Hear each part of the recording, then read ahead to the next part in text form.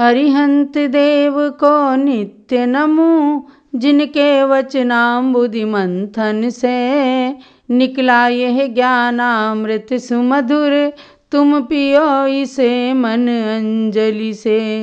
यह सूक्ति सुधा निर्झरणी है, परमानंदामृत भर देगा। आत्मा को परम शुद्ध करके यह सिद्धि धाम में धर देगा। महानुभाव, आप लोग सुन रहे हैं ज्ञानामृत ग्रंथ के प्रवचन, अर्थात परम पूज्य गणनी प्रमुख श्री ज्ञानमती माता जी के द्वारा ग्रंथों के सार रूप में निकाले गए जो ज्ञानामृत ग्रंथ के 3 भाग हैं। इस पूरे वर्ष में आपको इन तीनों भागों का स्वाध्याय करके आत्मा के अंदर ज्ञान का अमृत भरना है। ये गणनी ज्ञानमती माता जी का अमृत महोत्सव वर्ष चल रहा है और आपको इसमें अपनी आत्मा के अंदर ज्ञान का अमृत भरने के लिए जो ये अवसर प्रदान किया गया है, एक निमित्त होता है। ज्ञानमती माता जी आज साक्षात सरस्वती का रूप मानी जा रही हैं और इन्होंने अपने हाथों से 300 से अधिक ग्रंथों का लेखन किया। खूब उनके विधान करते हैं, पूजन करते हैं आप न जाने कितनी।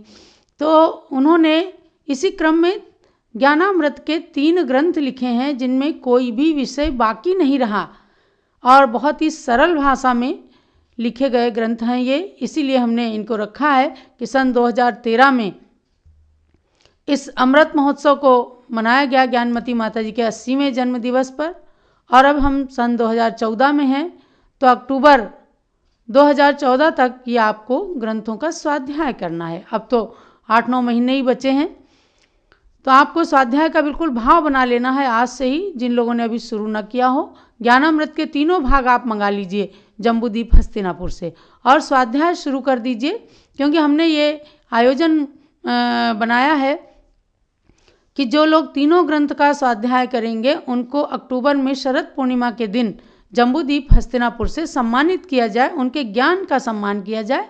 उसमें योजना बनाई गई कि हम जून के महीने में 3 ज्ञानामृत ग्रंथ से 81 प्रश्न बना करके आपके पास पुस्तिका भेजेंगे। इसलिए आपको अपना पता हस्तिनापुर में नोट कराना बहुत आवश्यक है। जिनके जिस हिसाब से उत्तर सही आएंगे आपको उत्तर उसमें भर करके और भेजना है डाक से ही। तो जिनके जैसे उत्तर सही रहेंगे, फर्स्ट, सेकंड, थर्ड, उनको पुरस्कार दिए जाएंगे। आप उस श्रृंखला में सुन रहे हैं ज्ञानामृत भाग 1 के विषय में। मैं आज आपको ले चल रही हूँ इस ज्ञानामृत में। आपने पहले अनेकानेक विषय सुने हैं, गतियों से आने जाने के द्वार के विषय में जाना था। अब आज आपको जानना है जीव के स्वतत्व के बारे में। स्व माने अपने, अर्थात जीव के अपने तत्व कौन कौन से हैं। तो जीव के स्वतत्वों के बारे में पूज्य ज्ञानमती माता जी इसमें प्राचीन आचार्यों की परंपरा का निर्वाह करते हुए बताती हैं कि औपसमिक, क्षायिक, मिश्र, औदैहिक और पारिणामिक ये जीव के स्वतत्व हैं। तत्वार्थ सूत्र की भी 2 अध्याय में पहला सूत्र है औपसमिक क्षायिको भावो मिश्रश्च जीवस्य स्वतत्व मौदैहिक पारिणामिकौ च। लोग पढ़ लेते हैं, अर्थ नहीं जान पाते।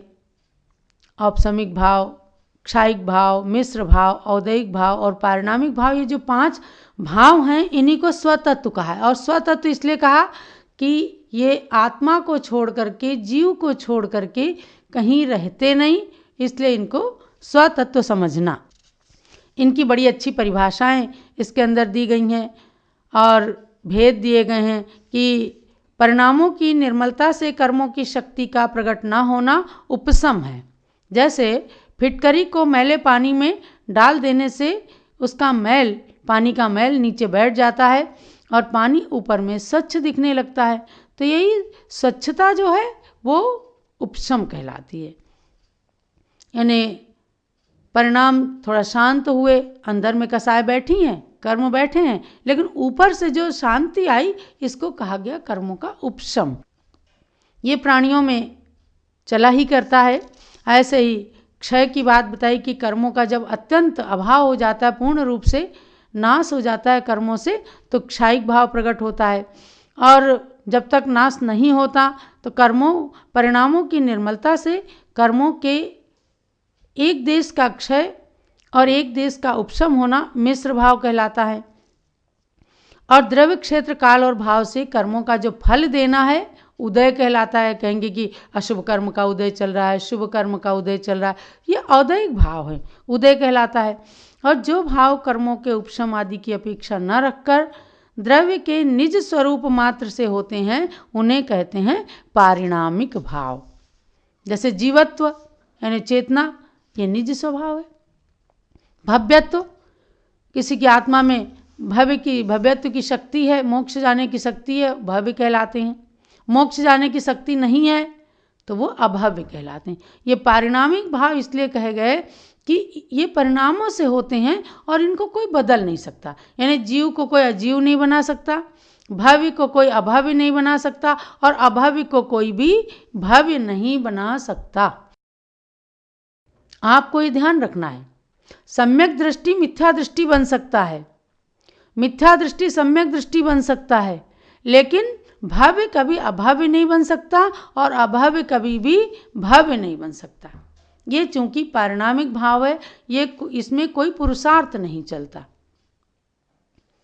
इसलिए भव्यत्व की पहचान जानने के लिए कहा गया कि जो एक बार अपने जीवन में सम्मेद शिखर की वंदना कर लेता है, समझो वह भव्य है।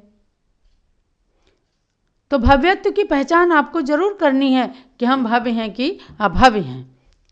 इस पाठ के अंदर, इस अध्याय के अंदर बहुत ही सुंदर रूप में इन पांचों भावों को, तत्वों को, जो जीव के स्वतत्व स्वभाव कहे गए हैं, इनके भेद प्रभेद बताए।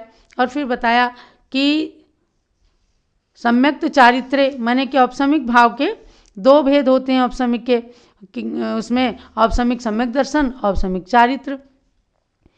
जब औपसमिक सम्यक्त और औपसमिक चारित्र की चर्चा की है तो उसके अंदर चारों गतियों में सम्यक दर्शन को उत्पन्न कराने के कारण बताए हैं। बहुत ही सुंदर इसमें बात है कि 3 प्रकार की काल लब्धियां जीव प्राप्त करता है, तब सम्यक दर्शन की योग्यता उसके अंदर पता चलती है। और सातों ही नरकों में कुछ कारणों से, कुछ कारण से सम्यक दर्शन की प्राप्ति हो जाती है। मनुष्य गति में तो 8 साल के बाद योग्यता आ ही जाती है सम्यक दर्शन की। ऐसे तिर्यंचों में, स्वर्गों में, सब जगह की। तो आप इस पाठ को बड़े ध्यान से पढ़िएगा। इसमें औपसमिक चारित्र के बारे में बताया कि 25 कसाएं हैं। क्रोध, मान, माया, लोभ, ये 4 तो मूल में कसाएं हैं, और इनके अनंतानुबंधी अप्रत्याख्यानावरण, प्रत्याख्यानावरण और संज्वलन से इनको गुणा करते हैं 4 से, तो 16 कसाएं हो जाती हैं। और 9 कसाएं होती हैं। हास्य, रति, अरति, शोक, भय, जुगुप्सा, स्त्री वेद, पुरुष वेद, नपुंसक वेद। तो ये 9 कसाएं मिलकर के 25 कसाएं बन जाती हैं। और इन्हीं में मिथ्यात्व, सम्यक मिथ्यात्व और सम्यक्त्व, ये 3 दर्शन मोहनी कर्म की प्रकृतियां जब जुड़ जाती हैं तो 28 मोहनी कर्म की प्रकृतियों के उपशम से बताया कि औपसमिक चारित्र होता है। औपसमिक चारित्र जब श्रेणी चढ़ते हैं कोई मुनिराज, उपशम श्रेणी चढ़ते हैं, तो उस समय उनके औपसमिक चारित्र होता है। उपशम सम्यक्त्व का काल जघन्य तथा उत्कृष्ट अंतर मुहूर्त मात्र ही है, ऐसा इसके अंदर स्पष्ट रूप से बताया है। और जिस जीव को जीवन में पहली बार अनादि मिथ्या दृष्टि भी वो है, तो जब पहली बार सम्यक दर्शन होता है तो वह औपसमिक सम्यक्त या उपशम सम्यक्त ही होता है। अंतर्मुहूर्त रह करके फिर छूट जाता है। फिर चाहे वो मिथ्या दृष्टि बन जाए या दोबारा से जब उसे सम्यक दर्शन होता है तो उसे कहते हैं क्षयोपशम सम्यक दर्शन। ऐसे ही क्षायिक भाव के 9 भेदों को बताया। क्षायिक भाव के 9 भेद और मिश्र भाव के भी भेद बताएं। 18 मिश्र के भेद हैं। औदयिक के 21 भेद बताए गए हैं और पारिणामिक के 3 भेद बताए गए हैं। इस प्रकार से कुल मिला करके 53 भाव इस जीव के होते हैं। यानी कि हम ये समझ नहीं रहे हैं कि हमारे किस वक्त कौन से कर्म का बंध हो रहा है या किस समय कौन सा भाव इस जीव के उदय में आ रहा है। मूल रूप में ये समझना है कि हम सम्यक दृष्टि हैं या मिथ्या दृष्टि, यानी अपने सम्यक दर्शन को उत्पन्न करना है और सम्यक दर्शन है तो उसे दृढ़ बनाना है।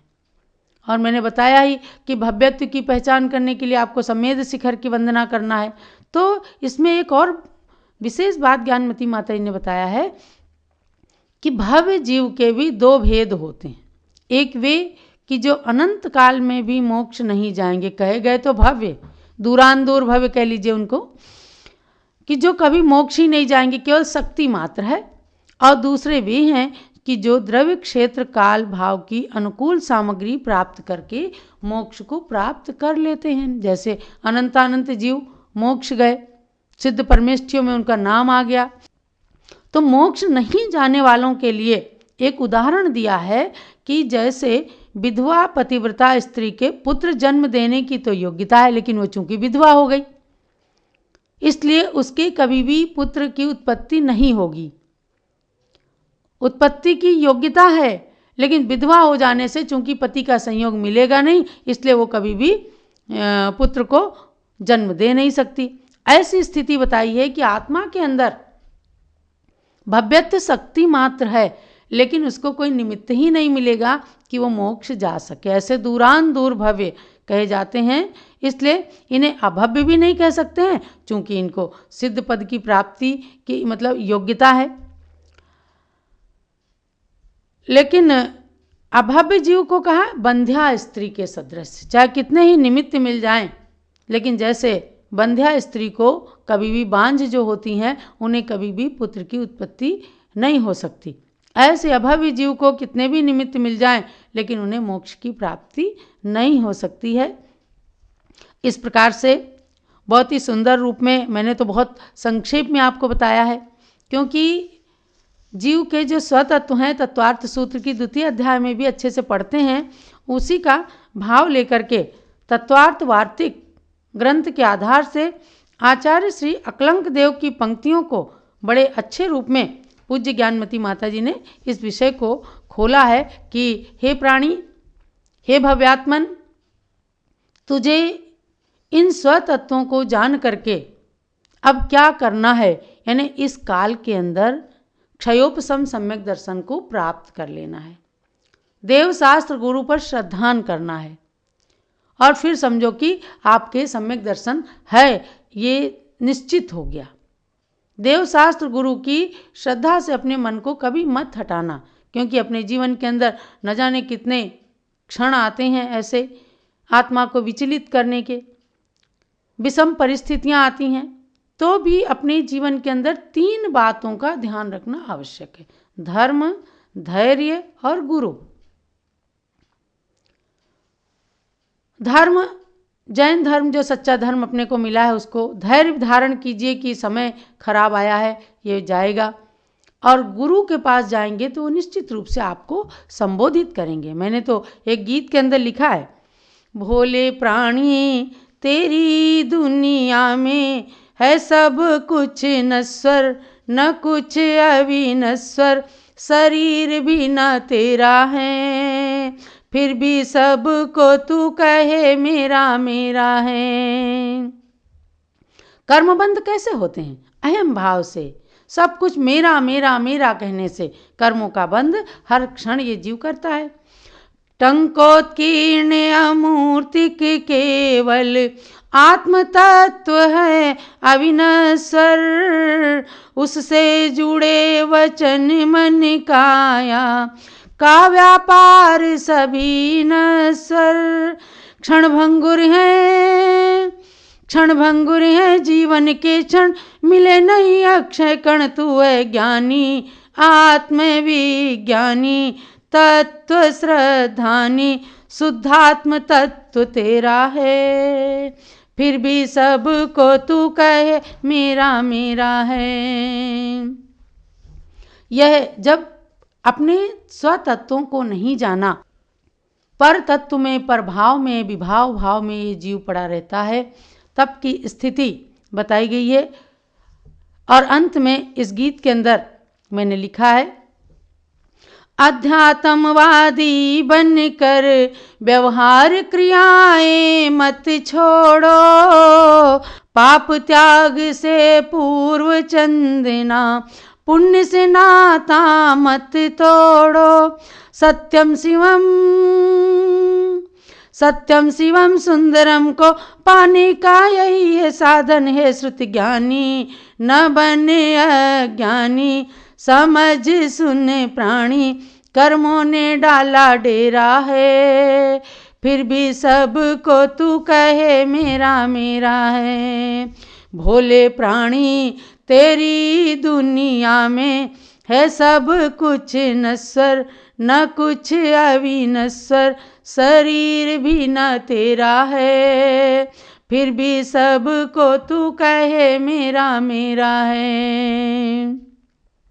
महानुभाव, यह गीत आपको ध्यान रखना है, गीत की पंक्तियों को, गीत के शब्दों को, कि कभी जीवन में एकांत दृष्टि से अध्यात्म को मत जोड़ना अपने जीवन से, क्योंकि अध्यात्मवादी बन करके जब व्यवहार क्रियाएं अपने से छूट जाती हैं, तब ये जीव पुण्य की बजाय पाप क्रिया में प्रवृत्त हो जाता है। लेकिन जब तक अपने को शुद्ध अवस्था प्राप्त नहीं होती है, तब तक पाप को छोड़ना है, पुण्य को ग्रहण करना है, पुण्य कार्यों को करना है, ताकि अपने जीवन के अंदर आचार्यों की पंक्तियां हम सार्थक कर सकें, वरना केवल पढ़ा पढ़ा रह जाएगा। हमें सम्यक दर्शन, ज्ञान और चारित्र, इन तीनों को ही ग्रहण करना है। तब जाकर के ये पाठ जो हमने बताया है आपको कि जीव के स्वतत्व क्या हैं, इनको आप बारीकी से पढ़िए। पुनः आत्म तत्व जो अपना स्वतत्व है, उसी को धारण करने का, उसी को ग्रहण करने का, आत्म तत्व की ही सार्थकता को समझने का पुरुषार्थ करना है। 5 भावों को यहाँ स्वतत्वों का जो वर्णन किया गया है, विशेष जिज्ञासु लोगों को ज्ञानमती माता ने कहा है कि एक भाव त्रिभंगी नाम का ग्रंथ है, उसको भी पढ़िए। मैं तो आपको यही कहूँगी कि ज्ञानामृत के स्वाध्याय का जो ये स्वर्णिम अवसर प्राप्त हुआ है, इसका स्वाध्याय करके आप लोग खूब ज्ञान के अमृत को अपनी आत्मा में भरिए। और शरद पूर्णिमा 2014 में जो आ रही है, तब तक आपको सम्मानित भी होना, आपके ज्ञान का सम्मान सारे देश के लोग लें और प्रेरणा प्राप्त करें कि किस तरह से स्वाध्याय करके ज्ञान का अमृत प्राप्त किया जा सकता है। तो आप सब लोगों के लिए मंगल, प्रेरणा और आशीर्वाद। किसी भी जानकारी के लिए संपर्क करें दिगंबर जैन त्रिलोक शोध संस्थान, जम्बूदीप हसनापुर, मेरठ, उत्तर प्रदेश। Mobile number 9411025124, 9457817324।